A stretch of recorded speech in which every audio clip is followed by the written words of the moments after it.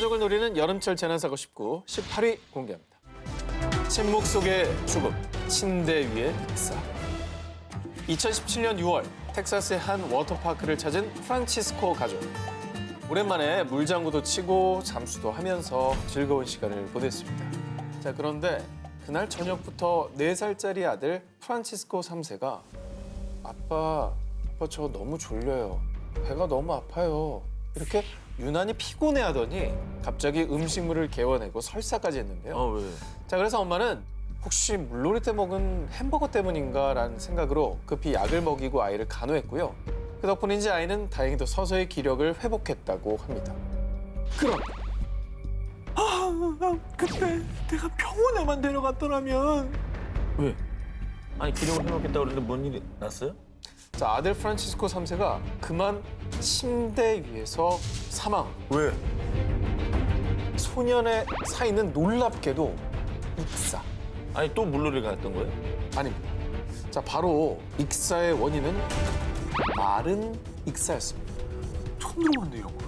자, 보통 수영하다가 종종 갑작스럽게 물을 먹게 되는 경우가 있잖아요. 근데 마른 익사는 잘못 삼킨 물의 일부가 폐 속에 흘러 들어가면요. 뒤늦게라도 폐에 자극을 일으켜 사망에 이르게 할 수 있는 겁니다. 근데 저런 게 실제로 맞나요?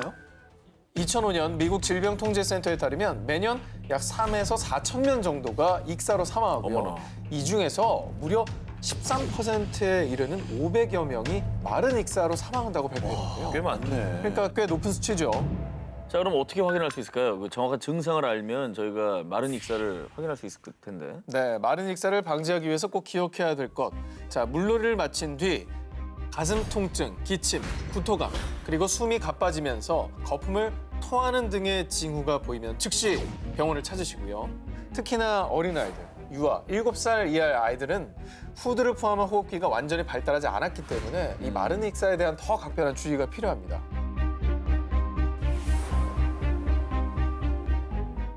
우리 가족을 노리는 여름철 재난사고 19, 이번에 17위 공개합니다. 위험 탈출, 이곳에서 살아남기. 자, 이렇게 여름철, 도심에서 가깝고 한 공간에서 물놀이, 또 어트랙션 등등 스릴 만점 즐거움이 있는 워터파크 찾는 분들 굉장히 많으시죠? 자, 그런데 워터파크 곳곳에서 당신과 또 가족을 노리는 안전사고들이 도사리고 있습니다. 워터파크의 꽃 중에 꽃은 뭐다? 슬라이드. 그렇습니다. 스피드와 스릴감을 동시에 즐길 수 있는 워터 슬라이드입니다. 자, 하지만 빠른 속도만큼 부상의 위험도 굉장히 높죠. 알아도 듣자, 모르면 더 듣자. 놀이기구 안전 탑승법. 자, 워터 슬라이드를 탈 땐 라텍스, 또 폴리우레탄, 나일론 소재 등의 수영복만 가능합니다. 그 이유는 수영복 소재가 아니거나 옷의 면적이 지나치게 넓으면 여기서 발생하는 마찰력 때문에 슬라이드를 내려가던 중간에 멈추거나 심지어는 워터 슬라이드 밖으로 튕겨나갈 수가 있다고 합니다. 위험하다. 진짜요? 이 옷의 마찰력 때문에 이 저항력 때문에 튀겨나갑니다. 야, 이거 전혀 몰랐네요. 화면 보시죠. 갑자기 뒤에서 자, 어머머. 어머. 피할 겨를이 없네. 네. 아니, 저 위에서 내려가면 안 되지. 대부분 워터 슬라이드에는 안전 요원이 있어서 출발 신호가 떨어지면 출발을 하지만 자, 영상처럼 안전 요원이 또 없는 일부의 워터파크 혹은 또 요원의 말을 무시하고 연속으로 탑승을 저렇게 하게 되면 큰일 나죠. 타박상, 골절 등 큰 불상사를 겪을 수가 있습니다. 자, 워터파크에서 워터 슬라이드를 즐길 때 또한 올바른 자세도 무척이나 중요합니다. 양손을 일단 가슴에 밀착하시고요. 발목은 꼰뒤, 발끝을 아래를 향해 주시고요. 자, 고개를 들고 배꼽 쪽을 향해서 아래를 주시하면서 타셔야 되는데 이 자세는 마찰력을 최소화할 수 있도록 보완된 자세이고요. 자, 그리고요, 파도에 몸을 맡겨 짜릿함을 느낄 수 있는 인공 파도풀. 무려 2m가 훌쩍 넘는 파도로 스릴이 끝내주죠. 하지만 구명조끼나 튜브 없이 그냥 몸을 맡겼다간 몸을 가두지 못해서 온몸이 쏠리면서 찰과상과 또 타박상까지 입을 수가 있습니다. 그래서 반드시 나만의 안전가드, 구명조끼, 튜브는 필수고요. 가급적 엉덩이 쪽에만 걸치지 말고 들어가서 손잡이를 꽉 끼워서 나를 맞아. 보호하는 것이 굉장히 중요합니다. 그 튜브에 엉덩이 끼는 거는 진짜 위험하더라고요. 튜브에 엉덩이 껴봤는데 진짜 안 나온 적이 있어요.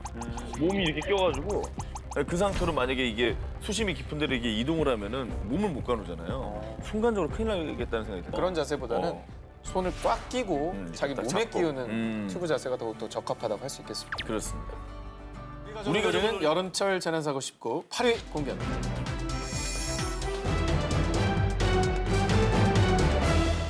자, 지금 해수욕장에는 독주의보가 발령됐다고 하는데요. 우선 사진부터 함께 보시죠. 저게 뭐야? 광범위하게 이제 빨간 환부가 보이는데요. 자, 저게 무엇이냐? 바로 여름 바다의 불청객 해파리에게 물린 자국입니다. 아, 해파리 다리. 해수욕장 가면 바다 위에 작은 해파리들이 뭐 둥둥 떠 있잖아요. 다들 뭐 신기하다, 귀엽다 하면서 크게 경계를 하진 않는데요. 2012년도엔 인천 을왕리 해수욕장에서 8살 여자아이가 해파리에 쏘여 4시간 만에 사망하는 등 온난화로 해파리들이 요즘 급증해서 그만큼 사고 소식도 늘어나고 있습니다. 자, 해파리 종류는 식용이 가능한 것부터 맹독을 지닌 종까지 약 200여 종이 있는데요. 자, 그중 우리나라에 가장 자주 출몰하는 독성 해파리는 노무라 입깃 해파리로요. 주로 7월 중순부터 남해와 동해에 출현하는데요. 자, 우리가 자주 보는 작은 해파리들 아시죠? 그게 노무라 입깃 해파리의 어린 해파리들인 겁니다. 다 자란 노무라 입깃 해파리는 길이가 50cm에서 1m까지 가는 아주 대형 해파리인데요. 오, 되게 크네. 그렇습니다. 그래서 해파리 촉수에 조금이라도 살이 닿으면 촉수에 달린 수천 개의 자포, 즉 독이 든 침인 이 자포가 피부에 찰싹 붙어서 독을 주입하는 겁니다. 아유. 해파리 촉수에 감겨서 이 독에 쏘이면 채찍을 맞은 것 같은 자국이 생기고 극심한 통증과 함께 호흡 곤란, 구역질, 근육 마비와 같은 증상을 동반하고요. 심하면 전신으로 독이 퍼져 자칫 생명까지 잃게 되는 겁니다. 일단 물렸다면은 그 즉시 병원에 가셔야 됩니다. 구조대가 오기 전 꼭 해야 할 응급처치법이 있는데요. 절대 손으로 상처 부위를 만지지 말고 바닷물이나 식염수를 뿌려 피부에 남아있는 자포를 씻어내야 합니다.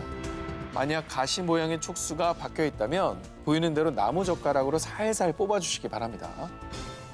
자, 이번엔요. 등장만으로 그 해수욕장을 공포 자체로 만드는 녀석이 있습니다. 상어 또 나오나요 지금? 자, 이 생물의 이빨은 이빨은 잠수용 슈트를 뚫을 정도로 강력하고 단 1mg만으로 사람의 목숨을 위협할 수 있는 독을 지니고 있습니다. 뱀장어. 독사예요? 뱀장어. 뭔데? 바로 이것. 저게 뭐예요? 뭐야, 불가사리? 문어네, 문어. 문어? 저기 보이는 저 생물, 그냥 문어가 아니라 맹렬하고 강력한 독을 가진 파란 선 문어입니다. 아주 작은, 뭐 10cm 정도밖에 안 되는 소형 문어이지만 이 작은 녀석이 가진 독은 보고의 독과 같은 성분인 테트로도톡신. 자, 그런데 이 문제는 보고의 독보다 무려 1000배가 더 강력한 독입니다. 너무 황당한 거 아닙니까? 1000배는? 저 작은 몸에 보고의 1000배가 달하는 독을 가지고 있다는 거죠. 자, 독약의 대명사, 일명 청산가리라고 불리는 청산 나트륨의 무려 1200배. 와. 자, 이 파란선 문어는 주로 남태평양 바다의 산호와 암초에 삽니다. 자, 문제는 최근 바다 수온이 상승하면서 우리나라의 제주도와 포항에서도 얘들이 발견이 되고 있다는 겁니다. 2015년 제주도 해수욕장에서 이 작은 문어를 발견한 피서객이 처음 보는 문어다. 되게 예쁘네라고 잡는 순간 가운데 손가락을 쫙!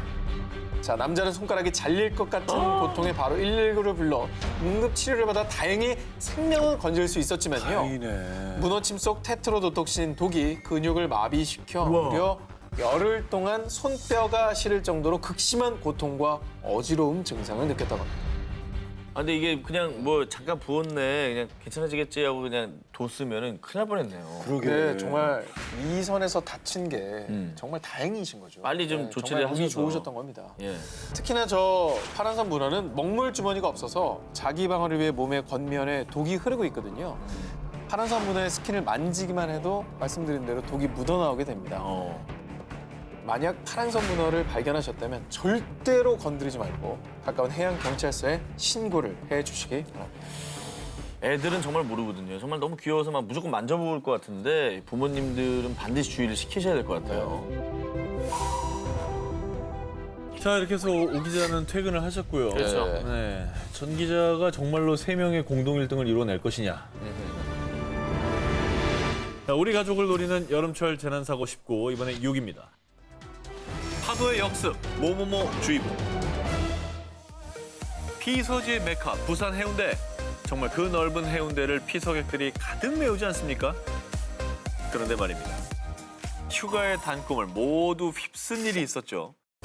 지난 2017년 7월 31일 해안가에서 물놀이를 즐기던 70여 명의 관광객이 순식간에 사라져버린 건데요.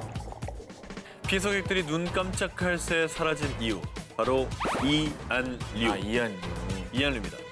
하지만 이때는 정말 다행히 20여 분 만에 모두 구조되긴 했습니다. 다행이네요. 하지만 지난 2007년엔 이안류로 인해 해운대에서 사망자가 발생. 또 2010년엔 충남 대천 해수욕장에서도 2명이 목숨을 잃기도 했는데 대비할 수도 없고 이거 어떻게 해야 돼요? 정말 이 파도의 역습이라고밖에 할 수 없는 이안류는 순식간에 200m 이상의 깊은 바다로 끌고 갑니다. 아무리 수영을 잘하는 사람들조차도 이 이안류를 만나면 쉽게 빠져나올 수가 없다고 합니다. 근데 이안류가 왜 발생하는 건지 좀 알아볼까요? 주로 해변으로 몰려온 파도가 고르게 바다 쪽으로 빠져나가지 않고 협곡이나 암초 같은 해저 지형 때문에 어느 한쪽으로 집중돼서 빠져나갈 때 발생하는 건데요. 우리나라의 경우에는 부산 해운대나 제주 중문, 강릉 경포, 보령 대천 등의 해수욕장에서 자주 발생한다고 합니다. 뭐 이안류에 대한 대처 방법 있을까요? 그렇죠. 안 만나면 좋지만 만났을 때 일단 이안류에 휩쓸려서 깊은 바다로 떠내려갔다. 그러면 절대 무리해서 육지로 나오지 마시고요. 그냥 최대한 힘을 빼고 물에 둥둥 떠 있으면 됩니다. 만약에 튜브 속이었다면 꽉 잡고 구조를 기다리는 게 정답이고요. 그런데 구조가 늦어져서 헤엄을 쳐서 나와야 할 상황이다. 그러면 육지와 45도의 비스듬한 방향으로 수영해야 쉽게 빠져나올 수가 있다고 합니다. 그리고 해양수산부 국립해양조사원이 2011년 해운대를 시작으로 실시간 이안류 감시 서비스를 운영하고 있습니다. 이안류 위험 지수가 주의 단계일 때는 물놀이를 피하는 게 좋습니다. 지난주에 공동 1위로 올라서자마자 Let's go, let's go. 찾아왔네요. 하와이 와이메아 비치, 자메이카 네그르, 또 보라카이의 아리엘 포인트 등. 자, 이곳들의 공통점은 뭐다? 모두 깎아나온 듯한 절벽으로 다이빙 매니아들의 성지라는 겁니다. 와. 어머머. 저렇게 동시에 뛰는 건 정말 위험한 것 같아요. 네. 밑에 바위 있잖아. 와. 그런데 말입니다. 이 다이빙의 짜릿함에 앞뒤 가리지 않고 뛰어든다면 큰일을 겪을 수가 있는데요. 약 50m 높이의 가파른 절벽 위에 아슬아슬하게 앉아있는 러시아인 남자. Не прыгайте, не прыгайте! 자, 주변에서 안 돼, 위험해 이런 만류에도 그는 아랑곳하지 않고 바닷속에 풍덩 몸을 던졌습니다. 설마. 자, 근데 몸이 축 늘어진 채 물 위로 떠오른 그. Лена побежала! 안타깝게도 이틀 뒤 결국 사망한 것으로 전해졌습니다. 자, 그의 사인은 무엇이었을까요? 자, 이 남자가 추락한 높이는 50m 절벽. 자, 그런데 시속 122km라는 엄청난 속도로 수면에 부딪힌 겁니다. 자, 물이라서 괜찮지 않을까 싶으시겠지만요. 다이빙에서 가장 중요한 건 바로 입수 자세입니다. 맞아. 아무리 물이라고 해도 예를 들어서 25m 절벽에서 잘못된 자세로 물에 떨어지는 건 무려 13m 높이, 아파트 5층 높이에서 떨어지는 충격과 같다고 합니다. 따라서 몸과 물이 마찰할 때 자세가 잘못되어 있으면 골절은 물론 척추뼈가 부러져 하반신 마비, 심지어는 사망에까지 이를 수가 있다는 거죠. 그렇죠. 또 게다가 뭐 물 아래에 있는 바위에 부딪힐 가능성이 그럼요. 굉장하고요. 너무 네. 무섭죠.